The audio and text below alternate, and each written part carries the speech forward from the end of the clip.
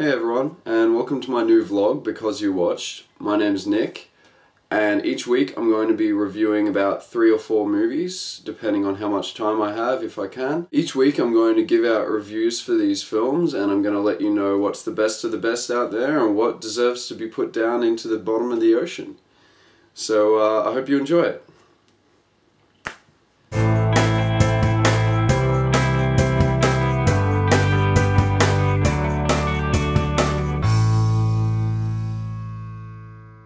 For our first movie, I'm going to be reviewing In Time with Justin Timberlake, and this movie is by Andrew Niccol. Now, Andrew Niccol is from New Zealand, and he also directed Gattaca. And this really comes through in the film. They're both very similar films, very similar premises and environment. The film stars Justin Timberlake, famed pop star, who is Will Salas, the protagonist, who is trying to fight for his survival in a society where time is money, in which literally someone's lifetime is spent away after the age of 25. Similarly, no one ages after they hit the age of 25, so it is a little strange at first that everyone looks young, but you do get used to it as the film goes on. My initial feeling for this film was that it was going to be pretty terrible, and I had 2 main reasons for that. My first reason was I thought that as an actor, Justin Timberlake just wasn't exactly cracked out for this kind of film, but I did eat those words. Justin Timberlake does prove to be quite a worthy man for the job in this film. He creates a very believable character, he feels the role very well. Reason number 2 was the supporting actress. I believe her name's Amanda Seyfried or something like that. Throughout the film, she sort of seemed like either the object of sexuality or the object of a girl trying to go up against her overbearing father. And even then, when she was in that second position, she was constantly slipping from passive to active, and it almost felt like each day of production she had wired the role a little bit differently. So the inconsistency does slip you a little bit when trying to really immerse you in that environment that Andrew Niccol has really well made. Don't get me wrong, this movie was very, very good and I thoroughly enjoyed it. It's a cut above the rest of the stuff that's out there at the moment, but again, it's no masterpiece. I give this film 7.5 out of 10.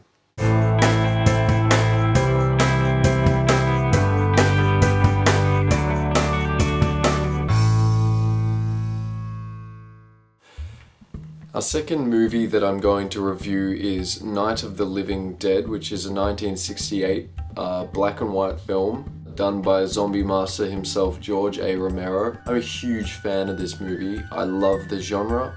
And this is basically the trendsetter. If you ever come across any zombie movie that feels like it's cliche, it's probably because this movie did it 50 or 40 years back.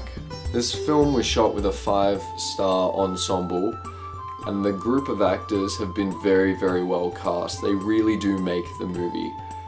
The blend of harmony and chaos between certain actors and their characters is something to really be reckoned with when it comes to directing. This movie was very, very well thought out, both in pre-production, production, and post-production.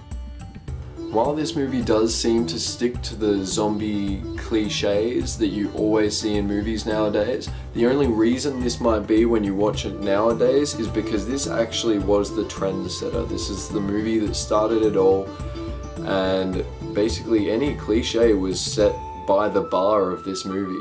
The narrative is like a well-wrapped present. With each couple of minutes you are revealed more and more about each actor's character, about the relationship and the background of those characters.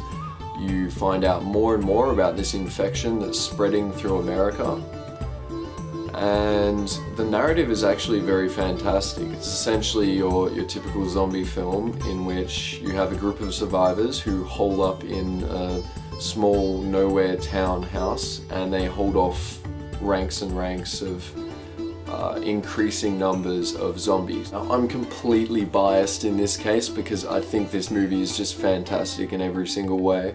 I think that they really well captured the behavior and the dialogue of people of the time. Even though this was created in that time, they really did capture the voice of the people in the dialogue and in the writing.